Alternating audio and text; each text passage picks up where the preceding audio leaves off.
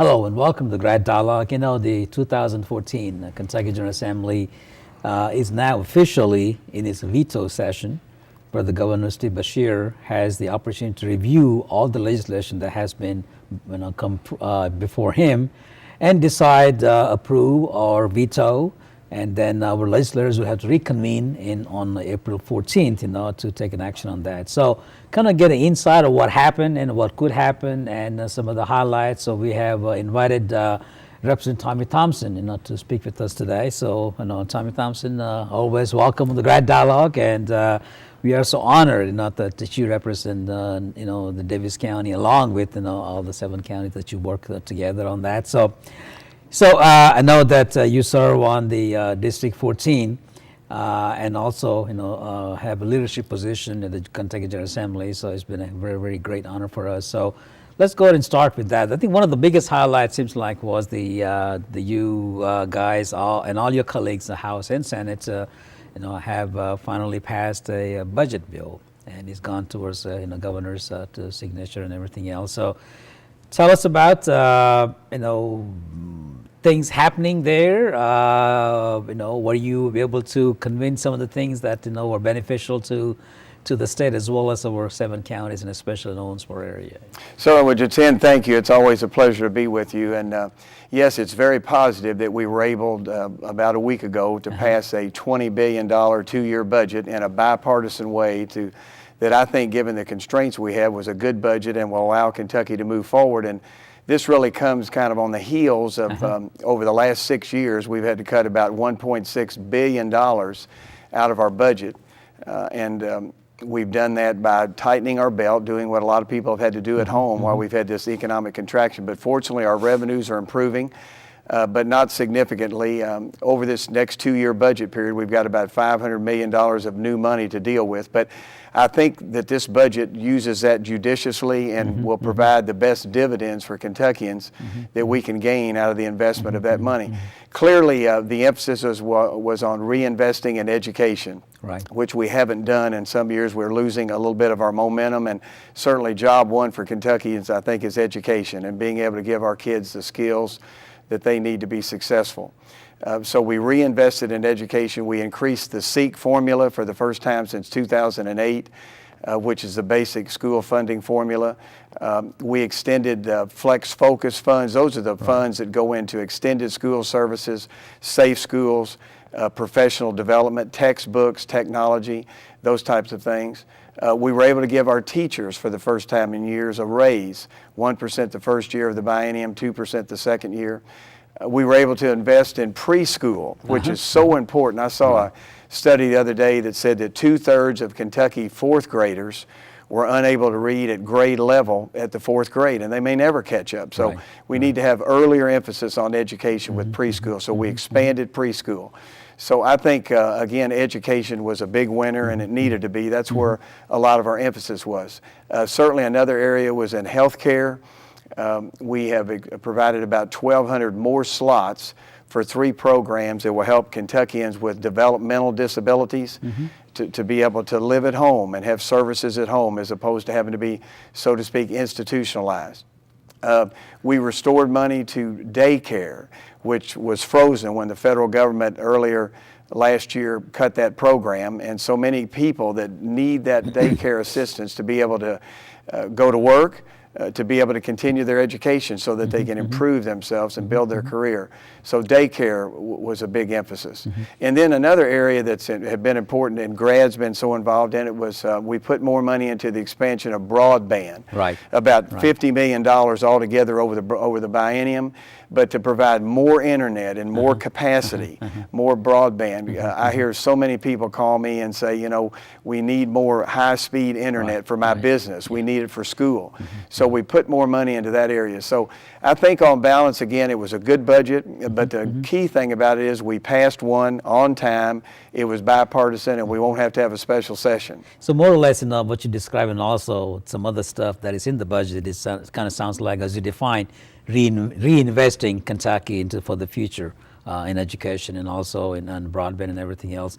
Now, locally, when we have the legislative breakfast, that we do at GRADD or they're done by the Chamber of Commerce, the one project locally used to come out single out and that you've been working on for many sessions, which is the tax center. Yes. So we're coming on that, and where you guys ended up, with that project. Yeah, Jiten, certainly I think the most important component for those of us in Davis County and Ohio County in this region was the funding finally for the Advanced Tech Center 2. As you'd mentioned, I've used the analogy before, we've been between third base and home right. on this project for about 7 years, and we finally got all the way home. There was $145 million in new projects, one for each of our 16 KCTCS campuses, and that will allow our ATC Phase 2 at the community college to be funded. And the source of that funding is going to be by a small increase in student fees, a per hour student fee increase, which they really don't have any student fees compared to what our universities have, like UK and UL and our regional universities. So I think this is a small fee to pay for their advancement. And then the balance of the money will have to be raised locally. So here for ATC 2, as we've called it, it's about a $13.5 million project. About $9 million of that will be paid for by those increase in student fees statewide. There's about 100,000 people in the system. And then the other $4.5 million will have to be raised here locally. But I think we can do that because our industry really needs that training. They need to train their future workforce. We need to make sure that our kids have the skills and the trade abilities to be employable. And I think this is a perfect partnership between the business community and the education community. We can't have economic success unless we have academic success. So I think this is a great program. It's going to be a way that we can get that project finally built and provide the training opportunities for our workforce both of today and tomorrow. The other thing for our district is, even though it's not final yet, but our road plan is very generous and very helpful to help increase our commerce and our traffic flow here in the region. Of course, we continue money for the bypass completion. Absolutely. We've got money to continue the very much needed Highway 54 expansion. It's going to be, going out, it's about altogether almost a $60 million project. We got continued money put in the budget to continue that project. We've got some money in there that was going to make, as you know, we did the roundabout out at 81 and 56 in the western part. That would make, once that roundabout, you come out of it and head toward Parrish Avenue, there's a little stretch there that's not 4-lane to the bypass. This would allow that to be 4-lane. And then was able to get some money in there for Thruston-Dearmont Road, which is very heavily traveled off of Highway 54. So, but also in Ohio County, which I was really pleased with, I was able to get a project in there. As you know, they have one of the best located industrial centers, Bluegrass Crossing. Absolutely. 1,200 acres right at the confluence of the two parkways. And we were able to get some money in there to put a new entrance road into the park, which now goes through a residential area and it's kind of curvilinear. So I hope we'll be able to hold that when we get the final road plan approved in the next couple of weeks. So by and large, some good things for our district. I think overall, the road project itself, the road bill, is going to have a lot of positive impact on the GRADD region as well as Owensboro, Davis County. Yes. Now, one of the things that has been talked about in the past during the session is the House Bill 1. When it relates to the minimum wage. I know there's a lot of debate about those things. So, what are your comments and what do you think happen on that? Yeah, Jiten, we really felt strongly in the House that we needed to do something to increase the earning capacity of folks that have been at the bottom of the economic spiral. There's about 60,000 Kentuckians today that are at or below minimum wage. And what's interesting when you kind of dissect into that, about 70% of them are women. Wow. And about probably half of them are over 22. So some people think, well, they're just 17 and 18-year-olds. They're not. And about a third of them are full-time employees. We haven't raised the rate since 2007, so we were going to ratably over 3 years raise it like a lot of other states are doing because the federal government hasn't acted to do that. And we just think it was the right thing to do to give people a sustainable, give them an earning wage, give them a living wage, if you will. And that'll really bolster the economy. Not only will it help them to be able to pay higher mortgage payments, their electric bill, their insurance bills, help clothe their families, because so many of them are living at poverty rates now at that wage where it is. But it'll be an injection of money into the economy, because those people will spend those extra wages. So I think it'll be a boost to the economy. So we really felt like that needed to be done. But candidly, I'm not too optimistic that it'll be passed in the Senate, so probably won't go anywhere this session.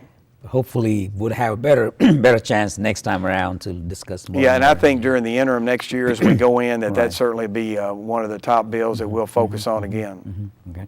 Well, another one that was talked about, that we mentioned earlier before the show, was the medical use of the cannabis oil. That has also been a hot topic too. Right. So what are some of the pros and cons on that bill? Yeah, Jiten, that got a lot of discussion for a lot of reasons. We've all seen what's been going on in Colorado and Washington State where they approved it. Both some real energy behind it, but some real concerns also, particularly from our law enforcement folks, for good reason. So what we ended up doing was a compromise, which I think was a good compromise. It's going to allow the use of what's called cannabis oil, which is a derivative of marijuana. And this oil will be allowed, the University of Kentucky and the University of Louisville med schools will be able to do research into this.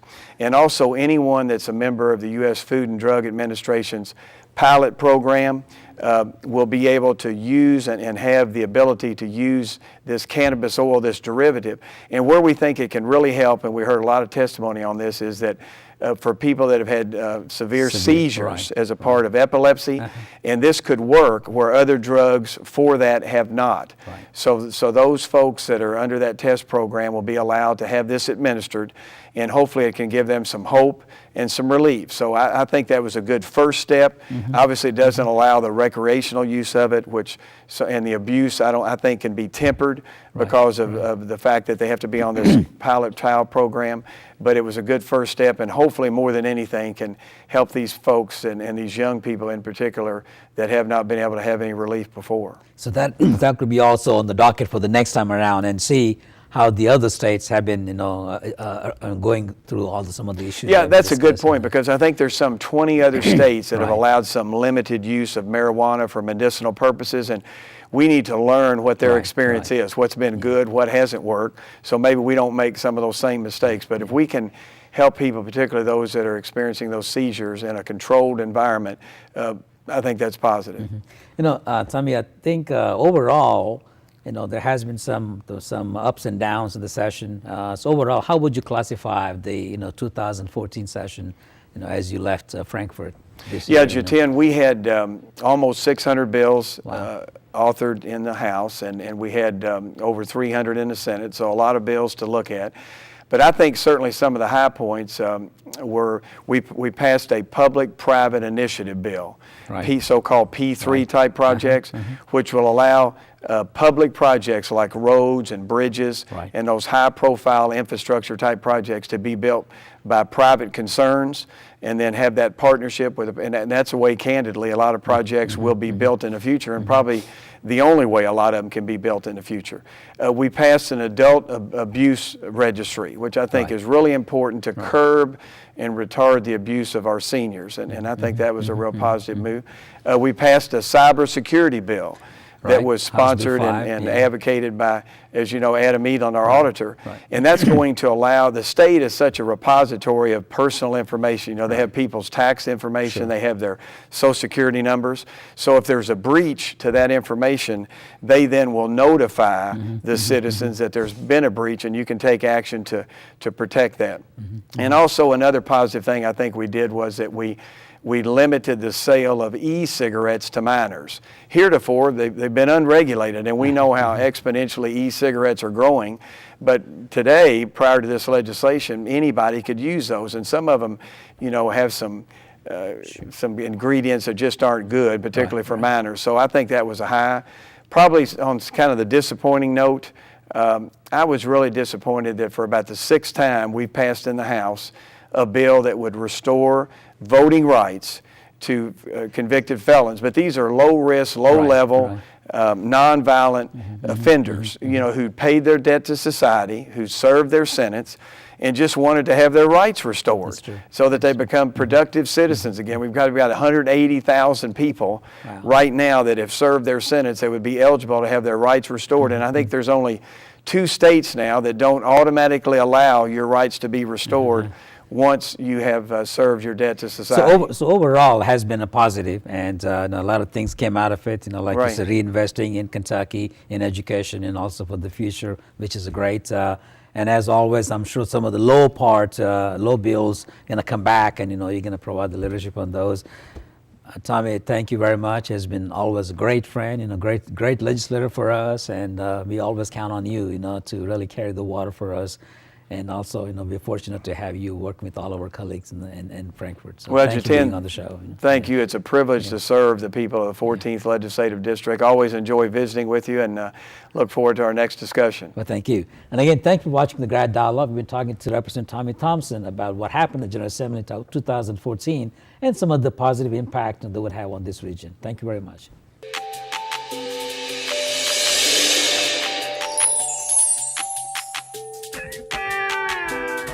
Hello and welcome to GRADD Dialogue. This month my guest is Aaron Horner.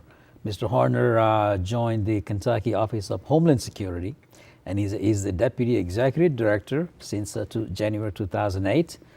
His public service career began over 20 years ago when he worked for congressional page for Congressman Ron Mazzoli. He went on to graduate at the University of Kentucky and with a major in leadership and public policy. Aaron's first post within the state government was in the Revenue Cabinet, where he began as a principal assistant and later moved on to serve as the Director of Division of Technical Support with the Department for Property Valuation. It's a long title, Aaron. Most recently, Aaron served as disaster representative or district representative for Kentucky's 3rd District Congressman, and where he was responsible for the Transportation Army Corps, engineers, and also the labor issues. Aaron, welcome. For the audience, they're going to wonder why we have Aaron Horner, as a guest. Homeland Security and emergency planning and Citizen Corps, all those things are very, very much important for a region, especially for a ad district. We work with the 7 counties. So without the assistance of Homeland Security during the time of the disaster or during the time of planning for the mitigating disaster is invaluable. So again, welcome, and I want to thank you for everything you guys do and your office does for the GRADD. So let's go ahead and start about that. What is the Office of Homeland Security in state, what are some of the roles that you provide to the regions and the counties? Well, we do 4 main functions. We operate what's called a fusion center, which facilitates information sharing between local, state, and federal government. One of the main recommendations of the 911 Commission after September 11, 2001 was to ensure that information was shared between the federal government, state government, and then also with our local units of government.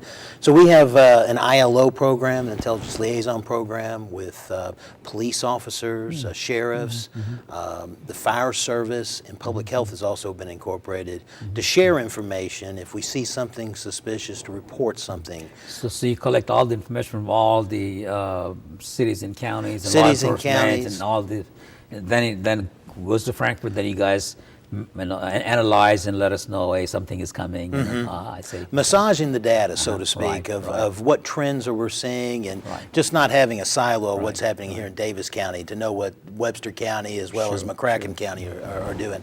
So that information sharing is vital to kind of thwarting threats and seeing trends. We have a grants division that bestows first responder grants to different local communities, and many of the GRADD communities have been recipients of that. From radios for first responders to hazmat, bomb squad equipment, all the way down to turnout and jaws of life type of equipment that can be used in any type of disaster. We have a wonderful relationship with GRADD and some of the other area developmental districts for community outreach and ensuring that the public knows how to prepare themselves for impending disasters, to take care and be self-sufficient for a few days before relief can come.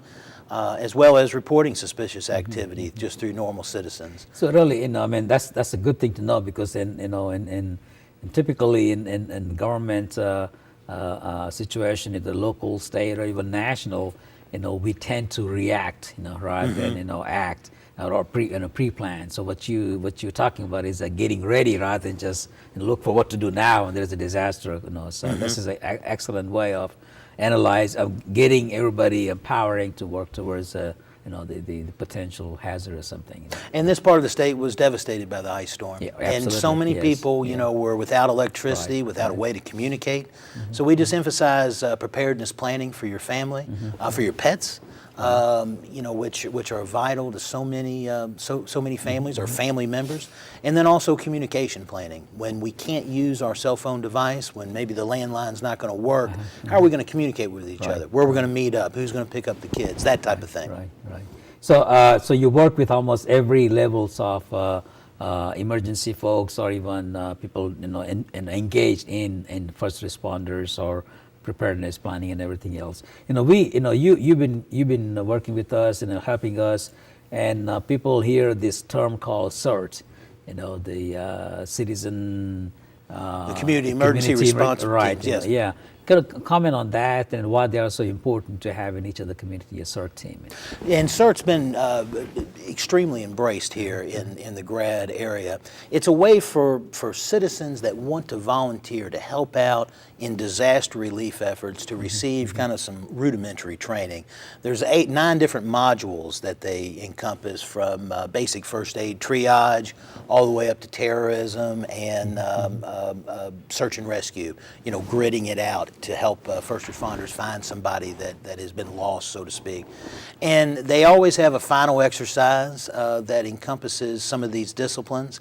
And it's a way for people that are really committed volunteers that want to do something to help their community to be a part of a volunteer effort in emergency management. Because we're only one disaster away from really overburdening everybody at the local, state, and even really, to be honest with you, federal level. So the more bodies that can assist and help is what we're looking for. So recently you have contracted with GRADD, to work with some of the CERT team members, train the trainer kind of thing. So to go out and train more trainers, in other part of the state. Eventually, they would, more people get engaged and become a CERT volunteer. Yes. Okay. And you all have a wonderful group of emergency managers within these counties that has very much embraced this program, embraced volunteerism. That's probably part of that spirit of Western Kentucky that's so wonderful. But they're actually going to be teaching this Train the Trainer class all throughout the Commonwealth over the next 2 months. And it's just a pleasure to work with you all and to have actual people that work with CERTs on a daily or weekly basis go out and teach best practices to other parts of the state. So people watching the show, if they want to get involved into become a volunteer, how do they go about it? They can either contact us at the Kentucky Office of Homeland Security, we're our website, or GRADD. GRADD has a program director, Judd Pomeroy, who heads up that for GRADD, but also they can just contact their local emergency manager, who will have some information. And I believe all the counties within GRADD have different CERT classes that are available different times a year. Oh, everything more or less came into being after the 9/11 disaster we had nationally, and Homeland Security, and getting every community get prepared and everything else. The time goes on, emphasis goes down, the money goes down, everything else. But your office has continued the interest and preparedness in here. So what do you anticipate? Some of the could be a potential disasters or emergency we should be concerned about? Well, the one thing, and especially in this region of the state, or just really our state in total, is a possible earthquake from the new Madrid fault, or up in Indiana, where we've had some magnitude 5+ earthquakes over the past few years. The devastation that could occur during an earthquake is something that's real, and it's not just California. We have one of the largest faults in this central part of the United States, even more so than California, even though they're a little bit more active. So preparing for an earthquake and preparing for what resources are going to be needed to respond to that disaster is unbelievable in a planning stage, because as so many people have articulated, infrastructure, whether it be road, culverts, gas pipes, water lines, are all going to be damaged with an earthquake. So shipping supplies, getting supplies to affected populations is going to be extremely difficult. And in a lot of areas, they're going to have to be flown in on helicopters, because there's no way to get a semi with cots and food and supplies to those victims. So, I mean, in addition to the physical disaster that, that you've been prepared and then working on those things to alleviate, or at least plan, for rescue efforts, lately we hear more about the security, the cybersecurity. I think this morning the national news, they talked about, told everybody to, you guys go back and change your password. There has been some breach of, cybersecurity. So does your office also get involved into the cybersecurity, what needs to be done? Or at least we do. That is such a technical discipline that we don't really have all the tools in our office to deal with that. But it's a partnership that we've had with the Commonwealth Office of Technology, as well as our federal partners, DHS and the FBI, that really do have those resources. We had a state cyber exercise actually earlier this year, in which we conducted and had all the different agencies from government be a part of that. It's the number one concern of the FBI. It's the number one concern of the Department of Homeland Security. And they're both foreign and domestic actors that are trying to hack into our system. As I've said many times, government in any group or business that has data, that's what they're after. And data is the kind of the oil of the 21st century. So that's what the House Bill 5 in General Assembly this year has been dealing with. Them is maybe making state records and local records more secured. Yes, the State Auditor Adam Edlin really initiated that legislative proposal, and it's passed both chambers. I believe it's already signed by the governor, which would implement a breach notification to the citizenry if there were a cyber intrusion. We've seen this down in South Carolina. We've seen it recently with Target when they had all their credit cards that were swiped. So it's making sure that we as a citizen are notified if our information is compromised. And government houses so many records, from income tax records to Social Security numbers. It's something that is a real threat, and it's going to be ongoing. One thing that you mentioned this afternoon that we were not aware, or at least not putting too much emphasis on, is the disaster or emergency due to solar flares. Tell us about that. It's kind of new, that people have been talking about it. Yeah, solar flares are something that kind of ebb and flow with the sun. They'll be called an electronic magnetic pulse. I see. And these are really just high concentration of radiation that can cause massive blackouts and kind of fry electrical systems, because the electricity and everything that's evolving through them doesn't react well when this radiation occurs or magnifies with them. So it's a concern globally. I think it's a concern of solar flares. It's been a concern with some in emergency management, Homeland Security, of having an electromagnetic pulse at a crevice in an earthquake or a volcano to try to spur like a natural disaster.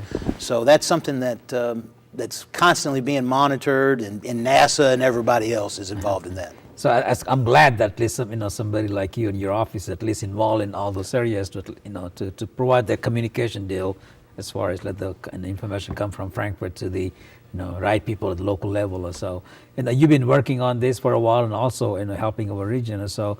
What do you see, in the second the minute we have, what do you see upcoming thing that is coming up, that we should be, more concerned about, or at least working together when it comes to emphasize that earthquake planning. And the one thing that I would say, if we plan for that earthquake standard, flooding, tornadoes, and others are almost simplistic disasters, because there will never be a disaster that will be more complicated to deal with than an there's earthquake. an exercise plan. Yes, Okay. and we're going to have about a 7 or 8 state exercise in June that's I going to be see. focused just on a New Madrid earthquake. And those states include Missouri, Illinois, Tennessee, Arkansas, and others. Right. So planning and just making sure that you can take care of yourself and your family for multiple days at a time in case a disaster like that strikes, similar to what happened during the ice So storm. get prepared, get prepared, Get prepared, get ready. get Yeah. prepared. Aaron, thank you. Thank you for being on the GRADD Dialogue. Thank you for spending your time in GRADD. I know you spent a couple of days here. And again, I echo what you're saying, that we got to be prepared, and in order to get better prepared, that's where your office comes in to help us to get prepared. Again, thank you very much. And if you have any questions about the Homeland Security office in Frankfurt, as far as how can you take part and work with them, and also work at the local level to make sure that we are ready for any potential disaster in the future, you can contact the GRADD office, or also you can contact the Homeland Security office in Frankfurt. Thank you very much.